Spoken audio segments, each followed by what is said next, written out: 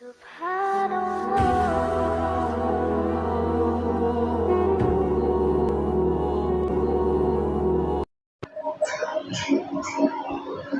نحمده ونصلي على رسوله الكريم أما بعد أعوذ بالله من الشيطان الرجيم بسم الله الرحمن الرحيم قد أفلح من تزكى صدق الله العظيم وقال النبي صلى الله عليه وسلم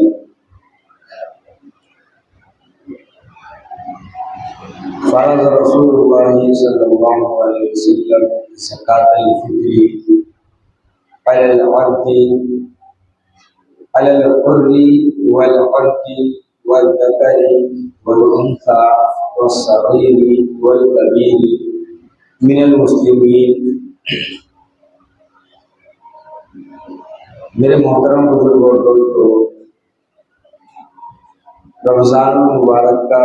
آخری اشرا چل رہا ہے. اللہ کے رسول صلی اللہ علیہ وسلم نے یہ ارشاد فرمایا: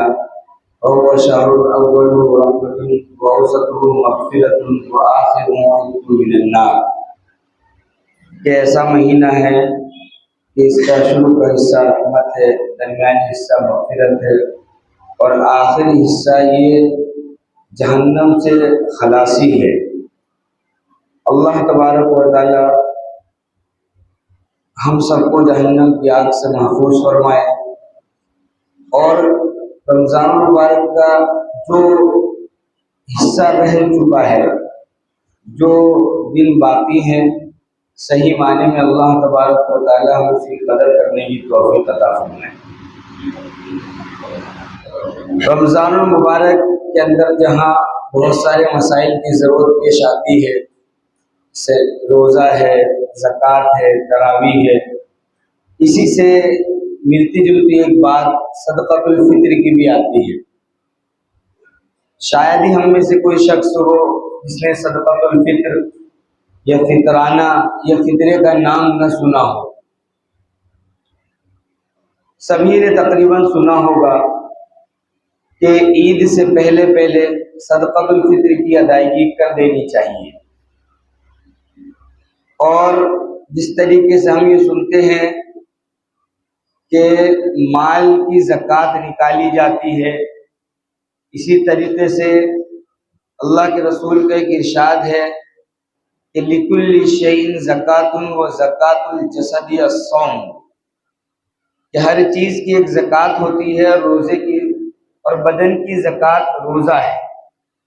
تو ابن عباس رضی اللہ تعالیٰ عنہ نے ایک مرتبہ مسجد کے اندر یہ اعلان فرمایا کہ لوگوں اپنے روزے کی زکوٰۃ ادا کرو. تو لوگ ایک دوسرے کے چہرے کو دیکھنے لگے، تو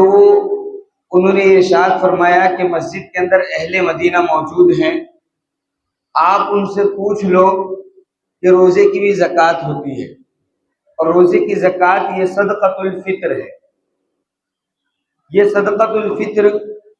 اللہ کے رسول صلی اللہ علیہ وسلم نے اس کو واجب قرار دیا ہے. بعض روایت کے اندر فرض کا لفظ آتے ہیں.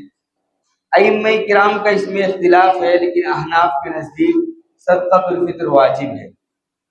روایت کے اندر آتا ہے: فرض رسول اللہ صلی اللہ علیہ وسلم زکاۃ الفطر علی الحر والعبد والذکر والانثى والصغیر والکبیر من المسلمین. بہت سمجھنے کی بات ہے، اس لیے دھیان اور توجہ سے سنیں. صدقۃ الفطر کا تذکرہ قرآن پاک میں بھی ہے، اور صدقۃ الفطر کا تذکرہ احادیث کے اندر بھی ہے. قرآن پاک کے اندر قد افلح من تزکا. علماء کرام نے لکھا ہے، مفسرین حضرات نے لکھا ہے کہ اس کی تفسیر کے اندر تزکا سے مراد صدقۃ الفطر کا ادا کرنا ہے. تو قرآن پاک کے اندر بھی ہم کو صدقۃ الفطر کے تعلق سے بات ملتی ہے، اور اللہ کے رسول صلی اللہ علیہ وسلم کا تو بالکل صاف اعلان ہے کہ اللہ کے رسول صلی اللہ علیہ وسلم نے آزاد مرد پر، آزاد عورت پر، غلام مرد پر، غلام عورت پر، عورت پر، آدمی پر، بچے پر، بڑے پر، جو مسلمان ہیں صدقۃ الفطر کو ضروری قرار دیا ہے۔ صدقۃ الفطر کو صدقۃ الفطر کیوں کہتے ہیں؟ کیونکہ یہ افطار کے دن ادا کیا جاتا ہے، افطار کے دن اس کا وجوب ہوتا ہے۔ ایک افطار صغیر ہوتا ہے، ایک افطار کبیر ہوتا ہے۔ افطار صغیر کا مطلب یہ ہے کہ روزانہ جب مغرب غروب کا وقت ہوتا ہے اس وقت روزہ افطار کرتے ہیں، اس کو افطار صغیر کہتے ہیں، کیونکہ اگلے دن پھر روزہ رکھنا ہے۔ ایک افطار کبیر ہوتا ہے جو اللہ تبارک و تعالیٰ کی ایک نعمت ہے، جو عید کے چاند پر ہوتا ہے کہ اب روزوں کا سلسلہ ختم ہو گیا، اب فرائض روزے ختم ہو گئے، اب یہ افطار کبیر ہے۔ اب عید کے دن صبح صادق کے وقت جو شخص مخصوص مال، مخصوص ایک نصاب ہے اس کا مالک ہوگا، اس کے اوپر صدقۃ الفطر واجب ہوگا۔ لیکن اللہ کے رسول صلی اللہ علیہ وسلم کی چاہت اور منشا یہ تھا، بلکہ صحابہ کرام کا معمول یہ تھا کہ وہ عیدگاہ جانے سے پہلے صدقۃ الفطر کو ادا کر دیا کرتے تھے، اور اللہ کے رسول صلی اللہ علیہ وسلم نے یہ حکم بھی دیا، امر رسول اللہ صلی اللہ علیہ وسلم باخراج زکوٰۃ الفطر قبل خروج الناس الی المصلی، کہ لوگ عیدگاہ پہنچیں اس سے پہلے وہ صدقۃ الفطر کو ادا کر دیں۔ صدقۃ الفطر جہاں یہ مال کی پاکی کا سبب ہے، وہیں اللہ کے رسول صلی اللہ علیہ وسلم نے صدقۃ الفطر کے تعلق سے بڑی پیاری بات ارشاد فرمائی۔ اللہ کے رسول صلی اللہ علیہ وسلم نے ارشاد فرمایا کہ یہ جو صدقۃ الفطر ہے، صدقۃ الفطر، زکوٰۃ الفطر طہرۃ للصائم وطعمۃ للمساکین، کہ جو صدقۃ الفطر نکالنے کی ترغیب دی جا رہی ہے اور جس کے تعلق سے مسائل بیان کیے جا رہے ہیں، اس کے دو اہم فائدے ہیں، بڑے بڑے فائدے۔ اس کے علاوہ جو اور فائدے ہیں انشاءاللہ وقت رہا وہ بھی بتائیں گے، لیکن دو اہم فائدے اس کے یہ ہیں جو اللہ کے رسول صلی اللہ علیہ وسلم نے فرمایا کہ طہرۃ للصائم من اللغو والرفث، کہ جب آدمی رمضان مبارک کے روزے رکھتا ہے تو ان روزوں کے اندر کچھ کمی کوتاہی ہو جاتی ہے، بھائی کبھی غصہ آ گیا، کبھی آدمی کے زبان سے جھوٹ نکل گیا، کسی کی غیبت ہو گئی، کہیں غلط نگاہ پڑ گئی، کبھی شدت جذبات میں منہ سے گالی نکل گئی، یا کوئی بھی گناہ یا کوئی بھی لغو بات یا کوئی بھی لغزش ہم سے ہو گئی جس کی وجہ سے روزے کے اندر کمی واقع ہوگی، یہ صدقۃ الفطر اس کمی کو پورا کر دیتا ہے۔ اللہ کے رسول صلی اللہ علیہ وسلم ارشاد فرماتے ہیں کہ زکوٰۃ الفطر طہرۃ للصائم من اللغو والرفث،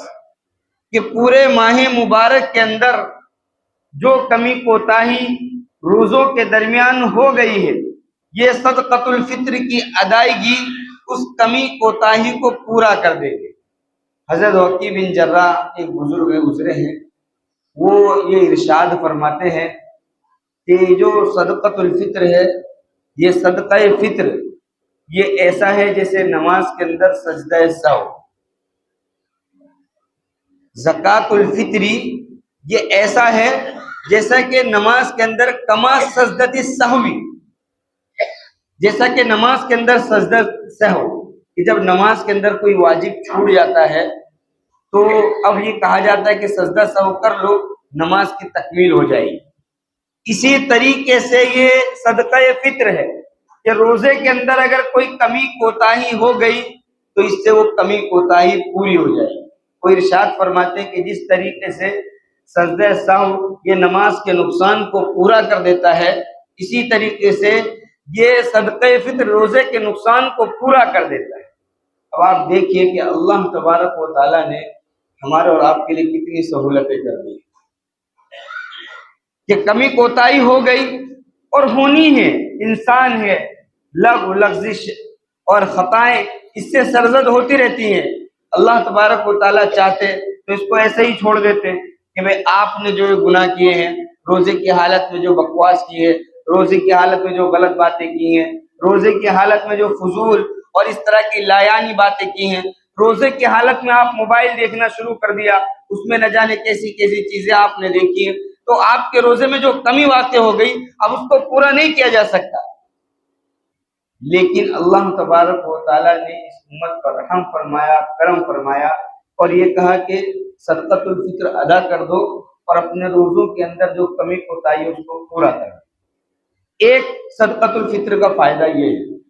دوسرا صدقۃ الفطر کا فائدہ وہ طعمۃ للمساکین، کہ جس طریقے سے اللہ تبارک و تعالیٰ نے ہم کو وسعت دی ہے، ہم کو مال دیا ہے، آج ہم صاحب حیثیت ہیں، ہم کھاتے پیتے ہیں، روزانہ ہمارے گھر میں عمدہ سے عمدہ چیزیں بنتی ہیں، کسی بھی طرح کی کھانے پینے میں کوئی دقت اور کوئی تکلیف، کوئی پریشانی ہم کو نہیں ہے، پورا رمضان المبارک کا مہینہ ہمارا آسانی سے گزر گیا۔ لیکن کچھ لوگ اس امت کے اندر غریب بھی ہیں، تنگ دست بھی ہیں، تکلیف میں بھی ہیں، کہ ان کے پاس اتنا مال اور اتنی دولت اور اتنا پیسہ نہیں ہے کہ وہ عید کو صحیح طریقے پر منا سکے۔ اللہ کے رسول صلی اللہ علیہ وسلم یہ ارشاد فرماتے ہیں وہ طعمۃ للمساکین، کہ یہ مسکینوں کے لیے کھانے کا ذریعہ ہے، یہ مسکینوں کے لیے مناسب پیسوں کا انتظام ہے۔ جس طریقے سے ہمارے بچے عید کی خوشی منائیں گے، اسی طریقے سے جو غربا ہیں، جو یتیم ہیں، جو غریب ہیں، جو فقیر ہیں، ان کے بچوں کو بھی خوشیاں مل جائیں، اس کے لیے اللہ تبارک و تعالیٰ نے صدقۃ الفطر کو واجب کرا دیا۔ ہماری خوشیوں میں دوسرے بھی شریک ہو جائیں، دوسروں کی خوشیوں کا سبب ہم بن جائیں۔ اور اسی لیے علماء کرام نے لکھا ہے کہ جب آدمی زکوٰۃ، صدقہ، فطرہ یا نفلی صدقات یا امداد اور خیرات جب آدمی دینا شروع کرے تو سب سے پہلے اپنے قریبی رشتہ داروں کو دے، سب سے پہلے۔ بلکہ ایک بزرگ نے تو یہاں تک فرما دیا، خیر وہ ان کی ایک جذبات کی بات تھی، کہ اگر کسی شخص کے رشتہ دار غریب اور تنگ دست ہیں اور وہ دوسروں میں پیسے بانٹ رہا ہے تو اس کا یہ صدقہ قبول نہیں ہوگا۔ اگر اس کے رشتہ دار خود غریب ہیں، تنگ دست ہیں اور یہ پیسے دوسروں میں بانٹ رہا ہے، وہ بزرگ فرماتے ہیں کہ اس کا صدقہ قبول نہیں ہوگا۔ وہ ایک جذبات کی بات ہے کہ جو انہوں نے کہہ دی، اللہ ہی بہتر جانتا ہے قبول ہوگا یا نہیں ہوگا، لیکن یہ بڑی بے غیرتی کی بات ہے اور بہت ہی افسوس کی بات ہے کہ میرا بھائی غریب ہے، میری بہن غریب ہے، یا میرے چچا غریب ہیں، میرے پھوپھا، میرے ماموں، میرے خالو، میرے خالہ، یہ لوگ غریب ہیں، ان کو ضرورت ہے اور میں جا کر کے دوسروں کو بانٹ رہا ہوں۔ حق تو یہ تھا کہ میں سب سے پہلے ان لوگوں کو دیتا، ان لوگوں کی ضرورت کو پورا کرتا۔ جس طریقے سے میرے بچے عید منائیں، میرے بھتیجے بھی عید کے اندر شریک ہوں، جس طریقے سے میرے بچے عید کی خوشیاں منائیں، میرے بھانجے بھی عید کی خوشیوں میں شریک۔ تو سب سے پہلے ہم اپنے رشتہ داروں کے اوپر نگاہ ڈالیں، یہ میرا اور آپ کا، پوری امت کا فریضہ ہے، یہ سب سے پہلے اخلاقی فریضہ ہے کہ سب سے پہلے ہم اپنے رشتہ داروں کو دیکھیں کہ ہمارے رشتہ داروں میں سے کوئی تنگ دست تو نہیں ہے، کوئی غریب تو نہیں ہے،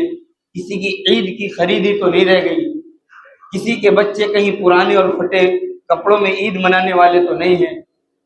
کہ جب وہ ہمارے گھر آئے تو ہم کو خود افسوس ہو کہ انہوں نے یہ کیا پہن رکھا ہے۔ ہم اپنے رشتہ داروں کا پورا خیال رکھیں۔ طعمۃ للمساکین، اللہ کے رسول صلی اللہ علیہ وسلم نے ارشاد فرمایا کہ صدقۃ الفطر کی دو حکمتیں ہیں۔ پہلی حکمت یہ ہے کہ روزے کی کمی کوتاہی کو یہ پورا کر دیتا ہے، اور دوسری حکمت اس کے اندر یہ ہے کہ غریبوں کے لیے مناسب انتظام روزے کا ہو جاتا ہے۔ اور اسی کے ساتھ ساتھ علماء کرام نے لکھا ہے کہ صدقۃ الفطر ادا کرنے سے روزے قبول ہو جاتے ہیں، صدقۃ الفطر ادا کرنے سے اللہ تبارک و تعالیٰ کامیابی عطا فرماتے ہیں۔ اور ایک بڑی پیاری بات لکھی ہے کہ جو لوگ صدقۃ الفطر ادا کرتے ہیں اللہ تبارک و تعالیٰ ان کو سکرات کی سختی سے بچائے کہ جب آدمی کا انتقال ہونے لگتا ہے تو اس وقت وہ بہت زیادہ تکلیف کے ہوتا ہے، لیکن اگر اس نے صدقۃ الفطر ادا کیا ہوگا تو اللہ تبارک و تعالیٰ اس سختی کو کم کر دیتے ہیں۔ بلکہ یہاں تک لکھا ہے وہ عذاب القبری کہ جو لوگ صدقۃ الفطر کا اہتمام کرتے ہیں اللہ تبارک و تعالیٰ ان کو عذاب قبر سے بھی محفوظ کر دیتا ہے۔ اچھا، صدقۃ الفطر کن لوگوں کے اوپر واجب ہے؟ یوں تو علماء کرام کے درمیان بڑی تفصیل بحثیں اس کے اندر ہوئی ہیں، لیکن یہ سمجھ لینا چاہیے کہ ہر شخص یہ کوشش کرے کہ میں صدقۃ الفطر ضرور ادا کروں۔ جس کے اوپر زکوٰۃ واجب ہے ان لوگوں کے اوپر تو یقینی طور پر صدقۃ الفطر واجب ہے۔ ان کے علاوہ جو دوسرے حضرات ہیں جن کے اوپر زکوٰۃ واجب نہیں ہے لیکن وہ بھی ایک مخصوص نصاب کے مالک ہیں، اللہ تبارک و تعالیٰ نے ان کو بھی وسعت دی ہے، 40-50 ہزار روپے ان کے پاس بھی بینک بیلنس پڑا ہوا ہے، یا سونا چاندی ہے، یا تجارت کا مال ہے، یا زائد ضرورت سامان جو پورے سال استعمال میں نہیں آتا ہے وہ چیزیں پڑی ہیں، تو ان لوگوں کو بھی صدقۃ الفطر کے ادا کرنے کا اہتمام کرنا چاہیے۔ صدقۃ الفطر اپنی طرف سے ادا کرنا ہوتا ہے، اپنے نابالغ بچوں کی طرف سے ادا کرنا ہوتا ہے۔ جتنے بھی نابالغ بچے ہیں ہمارے گھر میں 2 ہیں 3 ہیں ان کی طرف سے ہم صدقۃ الفطر ادا کریں اور اپنی طرف سے صدقۃ الفطر ادا کریں۔ بیوی ہے، اگر شوہر بیوی کی طرف سے صدقۃ الفطر ادا کرتا ہے تو ادا ہو جائے گا، البتہ شوہر کے ذمے بیوی کی طرف سے صدقۃ الفطر ادا کرنا ضروری نہیں ہے۔ کوئی اپنے بالغ بیٹوں کی طرف سے ادا کرنا چاہے تو ادا ہو جائے گا، لیکن یہ ضروری نہیں ہے۔ اب صدقۃ الفطر کی مقدار کیا ہے یہ سمجھنا بہت ضروری ہے۔ آج کے دور میں ہوتا یہ ہے کہ ہم میں سے ہر شخص بس 1.25 کلو گیہوں 2.25 کلو گیہوں، جب ہم سے پوچھا جاتا ہے بھائی صدقۃ الفطر کی رقم کتنی دینی ہے، علماء کرام بھی دھڑلے سے بتا دیتے ہیں بھائی 2.25 کلو گیہوں 60-70 روپے کی رقم ملتی ہے۔ حالانکہ اللہ کے رسول صلی اللہ علیہ وسلم کے زمانے میں اگر دیکھا جائے تو صدقۃ الفطر کشمش سے بھی ادا کیا جاتا تھا، صدقۃ الفطر کھجور سے بھی ادا کیا جاتا تھا،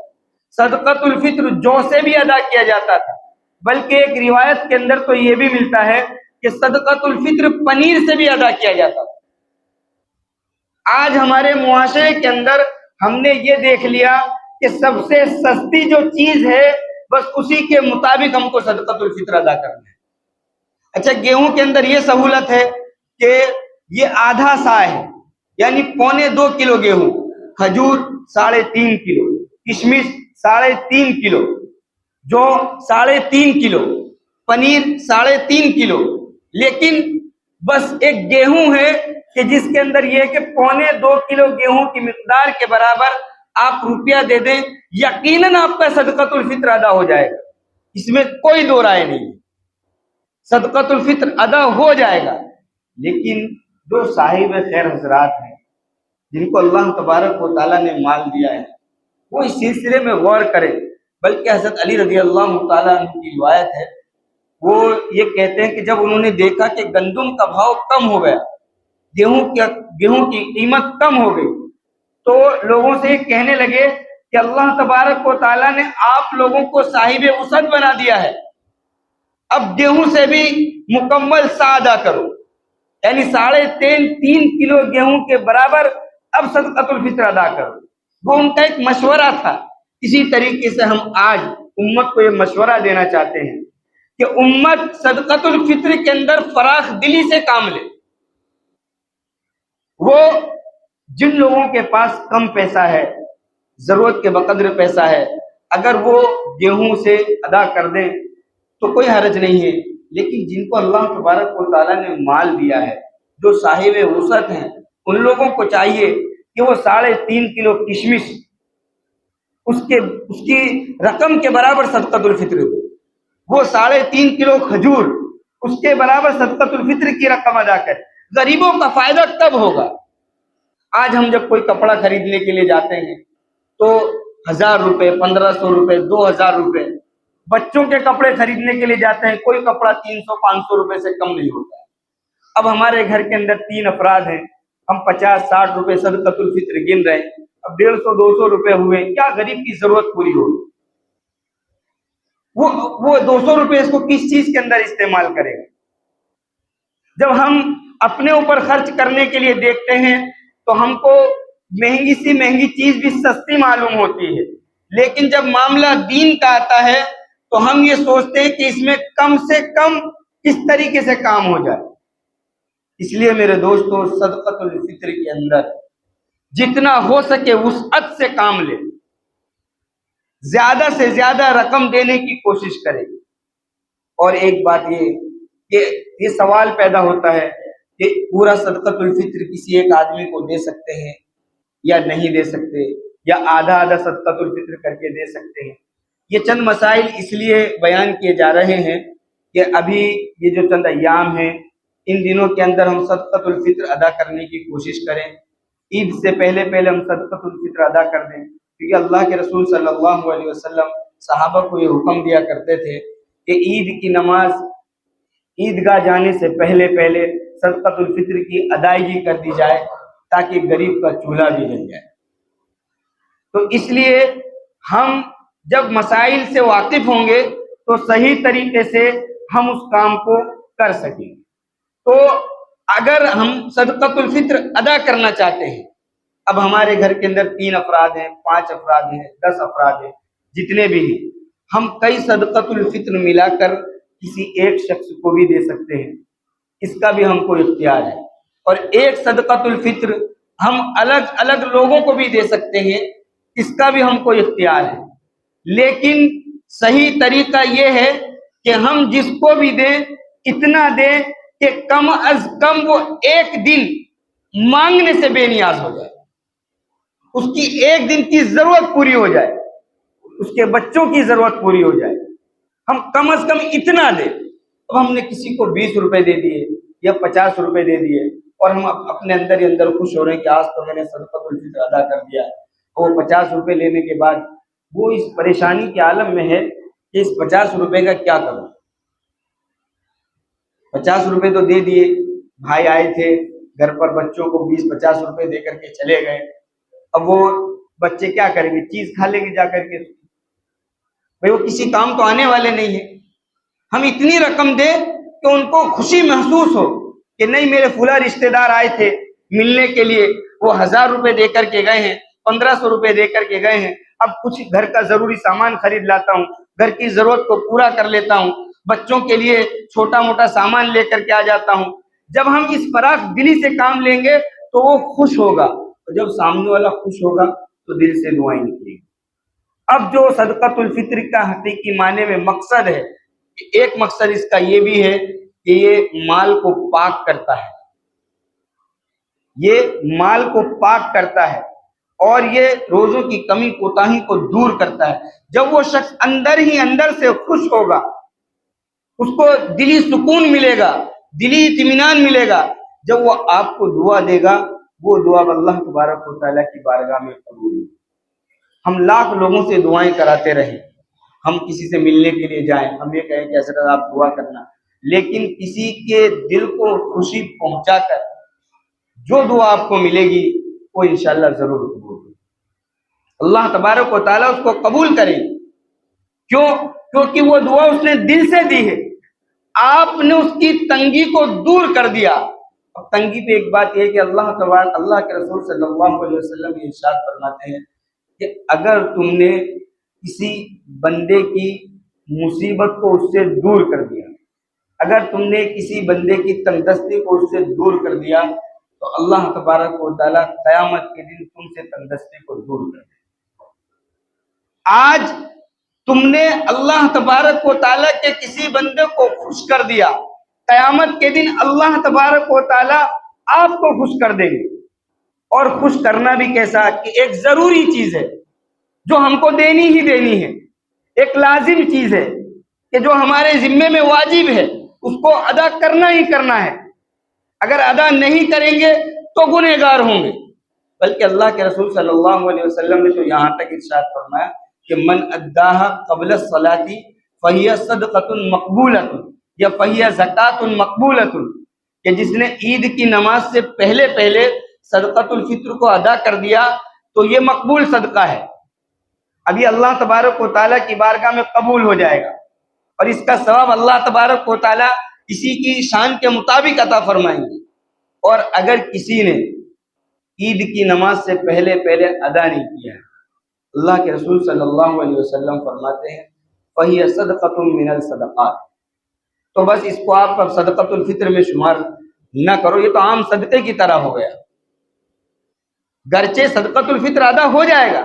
لیکن فہی صدقۃ من الصدقات یہ تو عام صدقے کی طرح ہو گیا، جو فضیلت صدقۃ الفطر کی ملنے والی تھی وہ صحیح معنی میں اس پر نہیں ملی۔ اب بتائیے صرف تاخیر کرنے کی وجہ سے کہ آدمی عید کی نماز کے بعد اس کو ادا کر رہا ہے تو اس کی فضیلت کے اندر کمی واقع ہو جا رہی ہے، اور جب ہم کسی کو صدقۃ الفطر ٹکڑوں ٹکڑوں میں دیں گے جس سے صحیح معنی میں اس کی ضرورت پوری نہیں ہو سکے گی، تو کیا خاص فائدہ ہمارے اس صدقے سے امت کو ہوا یا ہماری ذات کو ہوا؟ گرچہ صدقۃ الفطر ادا ہو جائے گا، اس سے انکار نہیں ہے، لیکن ہم کوشش یہ کریں کہ لوگوں کو اتنی رقم دے صدقۃ الفطر کی کہ اس کی ضرورت کی تکمیل ہو جائے۔ یہاں پر ایک بات اور وقت بھی ہو چکا، یہ بھی بتا دوں کہ ہم کہیں بھی رہتے ہوں، کسی بھی علاقے میں رہتے ہوں، ہم اپنے جہاں رشتہ داروں کا خیال کریں، اپنے دوست احباب کا خیال کریں، اپنے پڑوسیوں کا خیال کریں، وہیں ہم مساجد کے اماموں کا، مؤذنین کا اور ان خداموں کا بھی خیال رکھیں۔ یہ اللہ تبارک و تعالیٰ کے گھر کے خادم ہیں، یہ ہمارے اور آپ کے امام ہیں، یہ مقتدا ہیں، ہماری نماز ان کی نماز کے اوپر موقوف ہے، یہ ہماری ہر چھوٹی بڑی دین کی ضرورت کی تکمیل کر رہے ہیں۔ جہاں ہم اپنے رشتہ داروں کا خیال رکھیں، اپنے پڑوسیوں کا خیال رکھیں، اپنے دوست احباب کا خیال رکھیں، اپنے رشتہ داروں کا خیال رکھیں، وہیں ہم ان مساجد کے اماموں کا بھی خیال رکھیں، ان کو عیدی کے نام سے ہم ہدیہ اور تحفے دیں، ان کا اکرام کریں، ان کی عزت کریں، ان کا احترام کریں۔ یہ چھوٹا منصب نہیں ہے، وقت کی قلت ہے، ورنہ میں آپ کو بتاتا کہ یہ امامت ہے نا، امامت یہ اللہ کے رسول کا منصب ہے۔ جب تک اللہ کے رسول حیات رہے اور بیمار نہیں ہوئے تب تک مصلی پر اللہ کے رسول کھڑے ہوئے، اور جب اللہ کے رسول اس دنیا سے رخصت ہونے لگے اور اللہ کے رسول بیمار ہو گئے، اور آپ نے اس وقت یہ اعلان کیا کہ ابو بکر صدیق مصلی کے اوپر کھڑے ہو۔ علماء نے لکھا ہے کہ اللہ کے رسول صلی اللہ علیہ وسلم یعنی انبیاء علیہ الصلوۃ والسلام کے بعد اگر کسی کا مرتبہ ہے تو ابو بکر صدیق ہے۔ حضرت عمر فاروق رضی اللہ تعالیٰ عنہ ایک مرتبہ مصلی پہ کھڑے ہو گئے، اللہ کے رسول باہر نکلے اور یہ کہا کہ ابو بکر صدیق رضی اللہ تعالیٰ عنہ کو مصلی پر کھڑا کر۔ امی عائشہ صدیقہ رضی اللہ تعالیٰ عنہ نے اللہ کے رسول سے یہ کہا کہ اللہ کے رسول میرے والد کے اندر اتنی ہمت اور استطاعت نہیں ہے کہ وہ آپ کے مصلی پر کھڑے ہو جائیں۔ آپ ناراض ہو گئے۔ یہ مصلی، یہ امامت یہ کوئی چھوٹا منصب نہیں ہے، یہ مسجد کی خدمت یہ چھوٹا منصب نہیں ہے۔ ایک بات اور آپ کو بتا دوں کہ جب خانہ کعبہ کی تعمیر ہوئی، ابراہیم علیہ السلام اور اسماعیل علیہ السلام سے اللہ تبارک و تعالیٰ قرآن پاک کے اندر یہ عہد لے رہے، وَعَهِدْنَا إِلَىٰ إِبْرَاهِيمَ وَإِسْمَاعِيلَ أَن طَهِرَ بَيْتِيَ لِلطَّائِفِينَ۔ یہ ابراہیم علیہ السلام جو نبی ہیں، اسماعیل علیہ السلام جو نبی ہیں، ان کو یہ حکم دیا جا رہا ہے کہ آپ اللہ تبارک و تعالیٰ کے گھر کی صفائی کریں۔ قرآن میں ہے وَعِهْدْنَا إِلَىٰ إِبْرَاهِيمَ أَن طَهِرَ بَيْتِيَ لِلطَّائِفِينَ، کہ جو طواف کرنے آئیں گے ان کے لیے آپ اللہ تبارک و تعالیٰ کے گھر کو صاف کرو، والعاکفین، جو اعتکاف کرنے آئیں گے ان کے لیے آپ اللہ تبارک و تعالیٰ کے گھر کو صاف کرو، ورکع السجود، جو نماز پڑھیں گے ان کے لیے آپ اللہ تبارک و تعالیٰ کے گھر کو صاف کرو۔ انبیاء علیہ السلام نے اس خدمت کو انجام دیا، اس لیے ہم اس خدمت کو معمولی نہ سمجھیں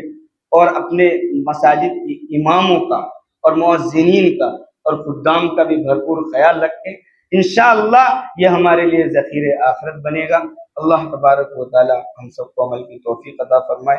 وآخر دعوانا الحمد لله رب العالمين.